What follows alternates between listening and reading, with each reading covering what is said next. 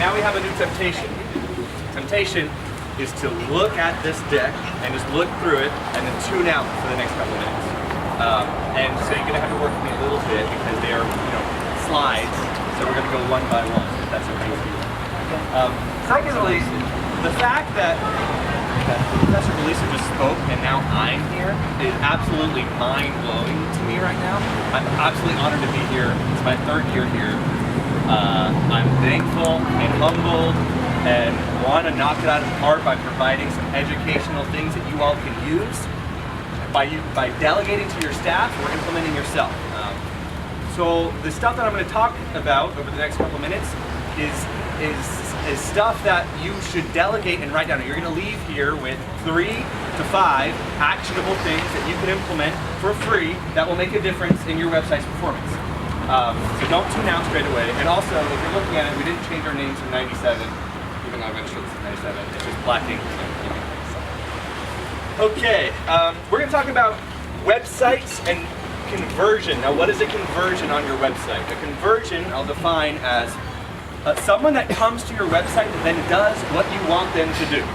So you should know what you want your visitors to do.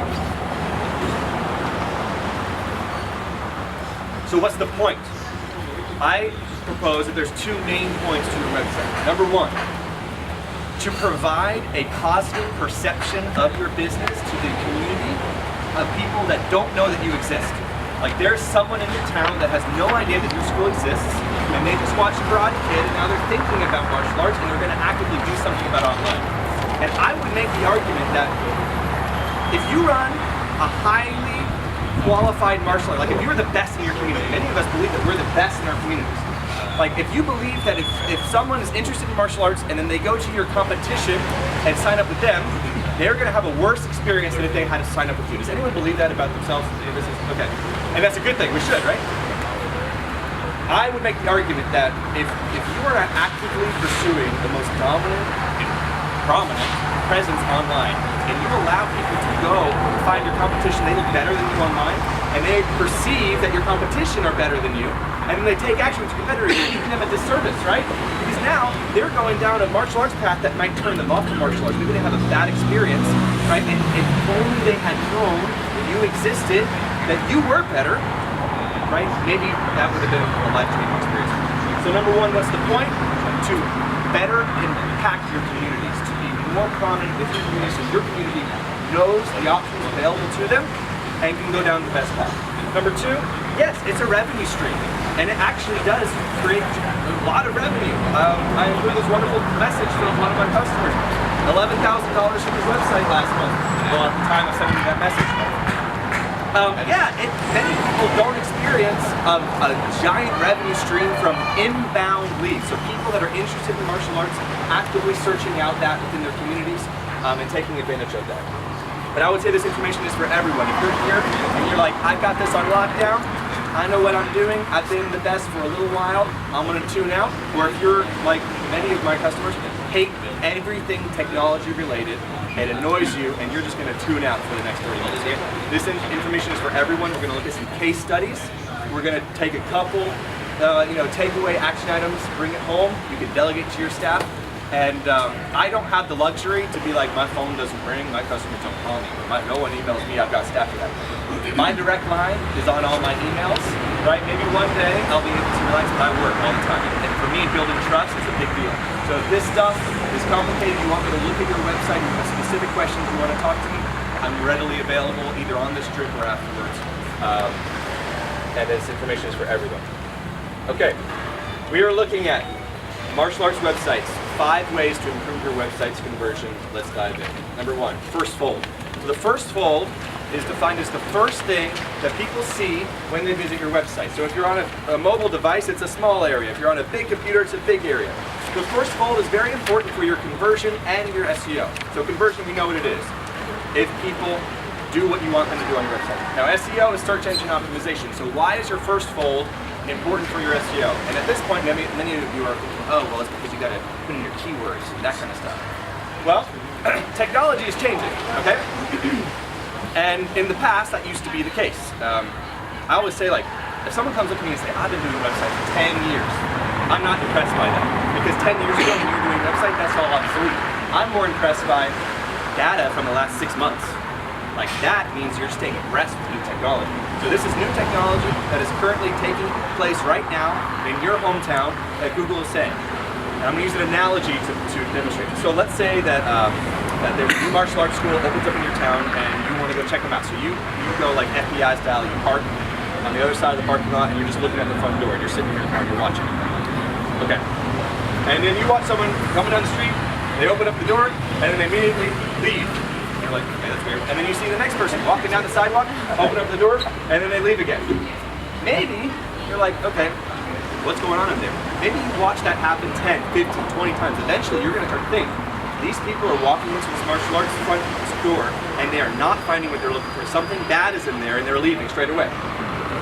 Google takes that same mindset when thinking about your website. And, believe it or not, they can track people's search trends and behavior on your site now. The all-powerful Google. This is new. So they're saying if someone searches for martial arts in San Francisco and goes to martialarts.com and then leaves within a certain amount of time, okay, they didn't find what they were looking for. They didn't find martial arts in San Francisco. Now multiply that by 1,000 and suddenly you find yourself losing rent. That's new. This is 2017, right? And they are actually saying that they are determining users' behaviors on pages as a ranking method or a ranking criteria. Thank you. Okay, so that's new, right? So how do we get people to do what they want, what you want them to do on your website? A couple of things that I say, and why does what I say have any sort of value? So we make martial arts websites, and we've made hundreds and hundreds and hundreds of martial arts websites. So I have many customers here. Shout out to you all. I have actually those goodies if you want some bunch of tags. So Lon Ray or Jeff ×2 or Jeremy or whatever. So, but we track data, right? So I look at the data across all these sites, and now I'm going to share this data with you. So I say on your first fold, I've seen a higher performance when you have a clear and compelling value proposition. I'm going to use another analogy now to see to explain what I mean. Dwayne and I, we're going to go on a first date, okay? We're sitting down at the restaurant, and I say, Dwayne, I am awesome.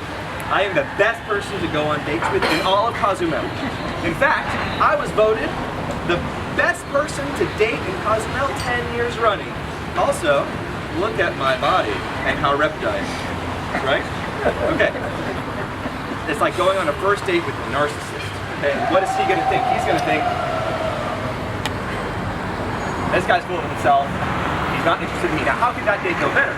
What if I sat down and I was like, hey, what are your needs? What are your goals? Like, what are you trying to accomplish? How can I help you? And then he's going to start talk. And what does that mean on a website? It means they're on your website longer, which means Google says, oh, they're finding what they're looking for because they're thinking about their needs, like you're talking their needs to your value. So, let's look at a couple examples. I'm looking at this one, okay? On first glance, we're like, okay, clean-looking website, looks really nice, interesting pictures, looks clean, professional, and whatnot. A couple of things I want to point out. Someone visits that website, we're going to flip the page to the next one. Someone visits that website, and they're presented with many options of what to do.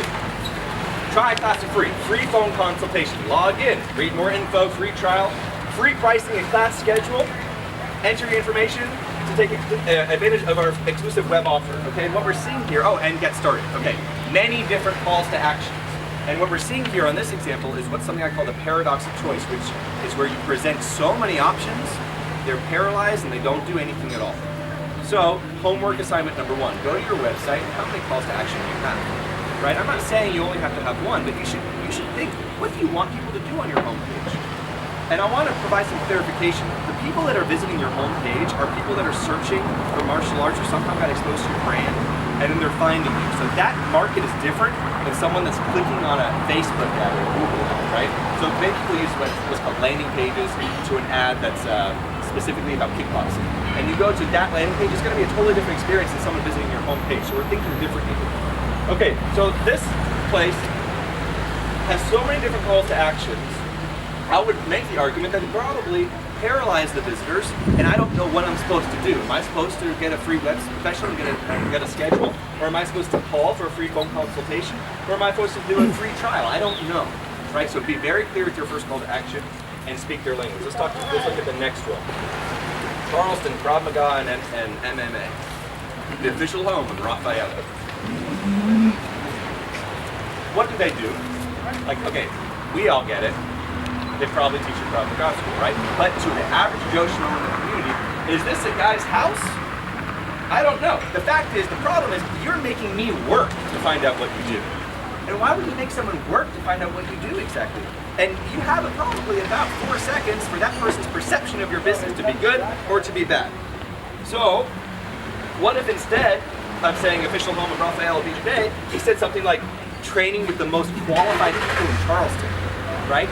He's talking about himself here, or the school over here. So this guy, maybe he's successful, but the other thought is, like, I'm Joe Schmo. I just watched Fight Club. I'm interested in training. He's gonna kick my ass. And I don't want to spar with him. And yeah, okay, maybe if I had to think about it, okay, they have beginner classes and all this type of stuff, but imagine someone in your community that has that perception and then gets scared off of what you're doing about it. Let's look at that first site. This dude. The guy in this market is not in this market, and the guy in the moms in this market are not in this market. And I get it, they're trying to show everything that we do, but you can communicate that differently without ostracizing all of your visitors. And again, I'm not ready to go like this. Put the best up front, like this is your goal. There's a place to put your goals here. It's not on the first one. We'll talk about where to put the goals. And then finally, the last website. Yeah, I'm gonna brag. It's a 97% website, but let's make this comparison. Here's all that. So in Westwood, I live in Westwood. I'm interested in martial arts training. So y'all can join your team and join us. Get the next life happen here. Talk about me. I'm in Westwood. I want to jump into a team. This guy looks like he's having fun. What do I need? Request information now. Clear call to action. Your conversion rates will increase. So your homework, go look at your first fold, and you need to look at two things. How many calls to action do you have, and can you eliminate ones that aren't really necessary? And are you talking your customer's language, your visitor's language? Are you speaking with their needs and goals, or are you talking about yourself? Are you being narcissist, or are you talking about, are you serving, right? And then secondly, if you're having trouble doing this, call up your mom or call up your granddaughter, whichever one applies, and ask them to look at your website and answer those questions. And you will be shocked at their responses. Okay, second one is load speeds. This is a little bit technical, but again, this is 2017, so it's very, very important that I talk about it. And Google is putting a lot more emphasis on how fast your website takes to load. So a couple quick takeaways for this. This chart is by a wonderful company called Kissmetrics, and basically they demonstrate, okay, the longer it takes your website to load, the more people leave your website. So they're saying if it takes 4 seconds to load, people are ditching. Why is that? Because they're on their mobile devices, and they're on the train or the bus, or they're, maybe in their car, right? And if it takes too long, they're ditching it, okay? So the takeaway from this is, number one, the risk grows as your school grows. 25% of your traffic is small if you only have 100 unique clicks. But if you have a billion unique clicks, 25% is a lot. Secondly, you want to improve your leads by 25%, decrease your load time by 4 seconds. Right? Because 25% of your traffic is leaving if it's taking that long to load. So for us, what do we do? Okay, load time. Two takeaways. If you get this brand new camera and you take a wonderful picture, think before you just upload straight away. And then number two, if you're paying someone to do your website, if you outsource that, ask them, what are you doing to improve my load time? That is a fair question that any internet marketer should be able to answer for you. It's been a major project of ours for the last year, and we've made some significant ground, which I'm proud of. And then I would say the risk grows as your school grows. As your traffic increases, the longer it takes to load, will increase your potential losses.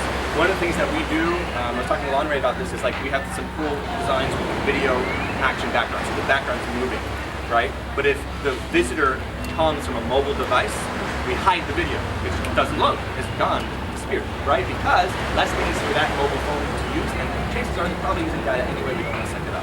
So a couple of tricks of the trade. But takeaway is, ask your web developer. This is very important, so ask them. Number 3, traffic patterns. Okay, let's go back to my analogy when someone's walking down the sidewalk and they're going to go enter into the front door of the martial arts school. What if you knew the way that they are going to go and they're going to walk, and you could influence them on their journey, delight them on their journey, right? It's the whole front desk analogy. You make your front desk area look beautiful because it's the first thing that people see. So if I could tell you the path that people go on your website, wouldn't you want to delight them on that journey, to influence them as they go through that funnel? Well, I've got wonderful news for you.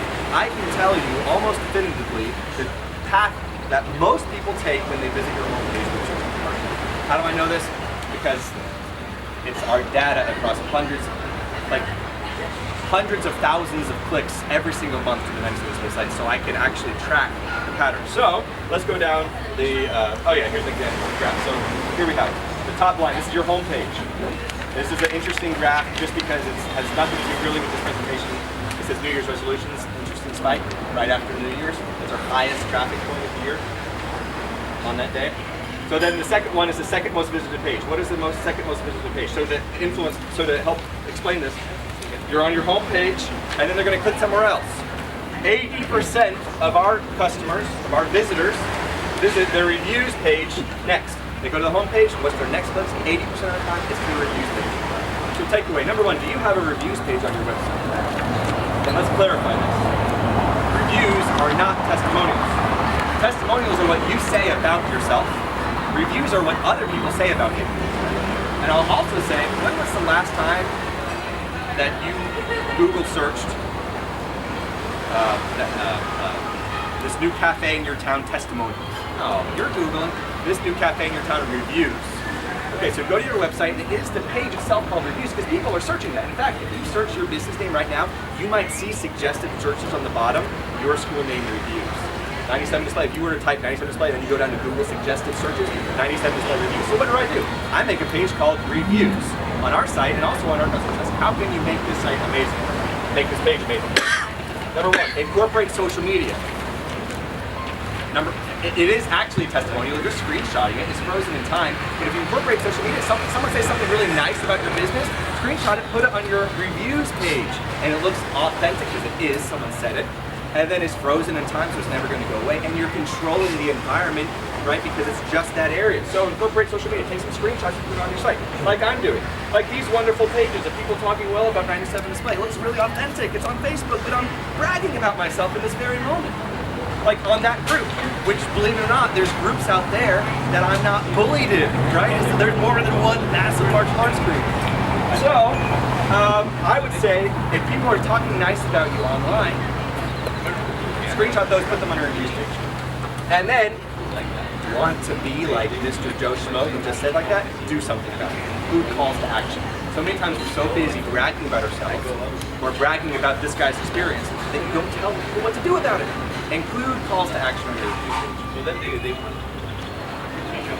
Okay, so homework for this is, number 1, do you have a reviews page, and is it actually called reviews, or is it called testimonials? And then number 2, what's the content there? Because if I took those things and I just typed it out and said a name and a state, that has so much less power than that screenshot, as culture currently saying. Okay, number 4, improve your source traffic. So source traffic is where people are coming from right before they visit your website. Okay, so if they're clicking from your Facebook page, that source traffic is Facebook. If they're clicking from Google or an ad or whatnot, that is the source traffic. And believe it or not, we have found that some sources are more valuable than others, and that people convert at a higher percentage when they're coming from this source than if they're coming from other sources. So, why is this? It's because the company perception begins at first look. Let's look at this page real fast, the Google Maps list. Okay? Here we see Carlson, Krav Maga, and MMA. That was one of our examples on the second part. Now, let's revisit our narcissist situation. I'm sitting down on a date with Dwayne. Let's say that right on his way to the date, he gets a phone call. He's like, someone's like, hey, Dwayne, I heard you're going on a date with Timothy. I just want you to know he's amazing. He solved all of my needs. And he's the best, okay? And you're like, okay, cool, hang on. Number 2. All of a sudden you hang up, you get another call. Hey, Wayne, you're going to date with Timothy? That's amazing. Wonderful guy. Wonderful whatever. Cool. Hangs up. Okay, next thing, Roman, phone is ringing off the hook. Everyone telling you how amazing Timothy is. When you sit down and I'm like, hey, I'm amazing, he might give me a second chance. He might have that perception of me that I'm great because the community said that about me. So if my website stinks, he might actually like do something about it anyway. Right? That is why clicks we're finding from Google Plus Maps are converting at a higher rate when they have lots of 5-star reviews. So let's look at this. Carlson Comic-Con MMA, 21 little stars, 4.5 stars, right? How did he do this? So a couple of thoughts that I have. Number 1, why doesn't he just get 6 more reviews so he can be up on top of the American top team? Surely he has 6 more people that he could ask to leave a 5-star review. Number 2, you live in Charleston, South Carolina, and you only have 21 reviews on your Google Plus page? Nonsense. How many students do you have? 100, you should have 50 reviews on there. Why? People don't think about Google Plus because it's not Facebook, and it's whatever, but Google is actively fighting Facebook for market share for businesses. All right, and what are they doing? I just searched martial arts in Charleston, SC, and this is the first thing. There's no ads above there. Where are the ads? All on the side, whatever. This is the first thing you see, and that is free play, right? So people ask me, well, how many reviews do I need to get? More than your competition. So homework. How many reviews does your competitors have, and do you have more or less than that? So just have more than that. So how can you rank high on Google Plus page? Google is very explicit about it, and I'll share with you a couple of ranking factors. Number 1, the number of 5-star reviews is pretty straightforward, right? The more reviews, the better. Why? Google wants the good businesses in your community, right, to be the most prominently placed. They want people to find what they're looking for. You have some great businesses. So the number of 5-star reviews. Just get more than your competition. Make it difficult for them to catch up to you.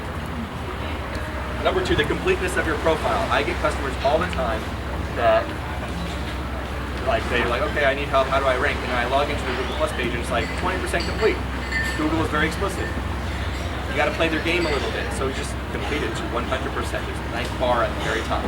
Complete to 100%. It's very easy. If you need help with this, right? How many of you guys have a Google Plus page that you know of? How many of you guys know how to log into it right now? Okay, that's good. That's above average. Most people are like, I have no idea. Someone made it for me, a student, way a long time ago, and I've lost track of it. Number 3, the accuracy of your business information. Okay, so if there's a discrepancy in your name, in your address, in your phone, in your URL, Google's going to see that as a red flag, and they may choose not to provide your business information because there's a discrepancy there. So what could be potentially a discrepancy? How many of you guys have ever moved locations? If you've moved, how many of you have ever changed your business name? Okay, if you've ever changed your business name, change your URL at all, go back and make sure that all of your information is accurate. So let's say that Charleston Krav Maga and MMA, let's say that they also go by Charleston MMA and Krav Maga. And it's just, in their minds it's the same. To Google it's not. Those are 2 different businesses. We now flip-flop the name, so make sure it's consistent on all of them. And then finally, proximity of the searcher. We can't control this. So if someone's right next door to your school, if someone is right next door to your school, am I still live?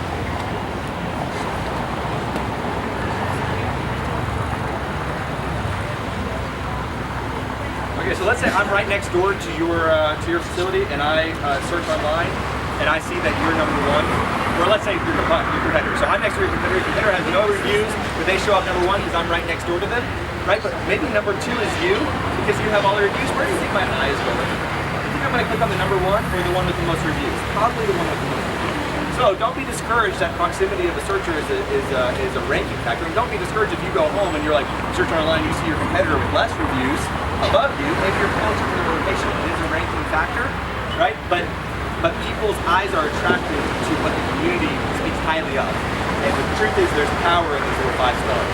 And we see that clicks from pages with 5 stars convert at a higher rate. So take advantage of it. Number 5, finally. Your staff page is the 3rd most visited page on your website. So statistically, you go homepage to reviews to staff. This is your chance to be a narcissist. Okay? Now you want to show that picture of like what you could achieve, whatnot. Or you can talk about yourself and your accomplishments, but you can do it in a way that relates to them. I like to say, like, identify your target demographic in your biography, because the people that are really doing their due diligence, they're reading your biography on your website. So identify your target demographic. Be like, you know, one of Jeff's favorite stories was when he helped this person achieve these things, and now they're accomplishing this, and they're like, oh man, I want that too, right?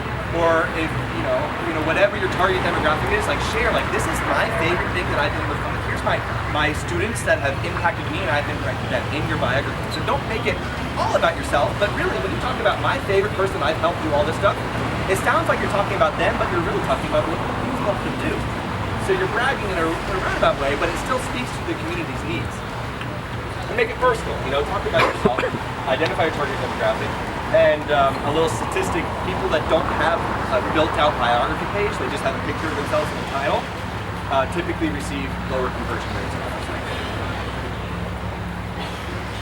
Okay, the bonus sixth point is your competition.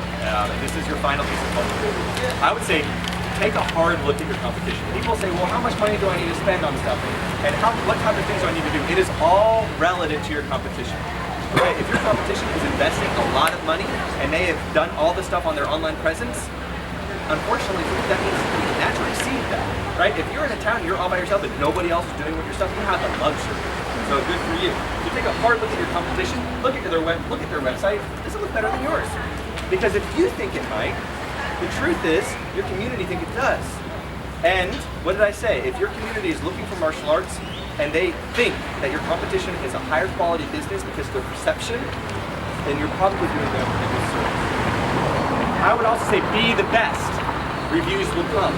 If you are truly the best martial arts place in your area, your people will talk about you and your reviews will come in next. And perception is reality. I don't care if you're the most qualified, add your reviews page.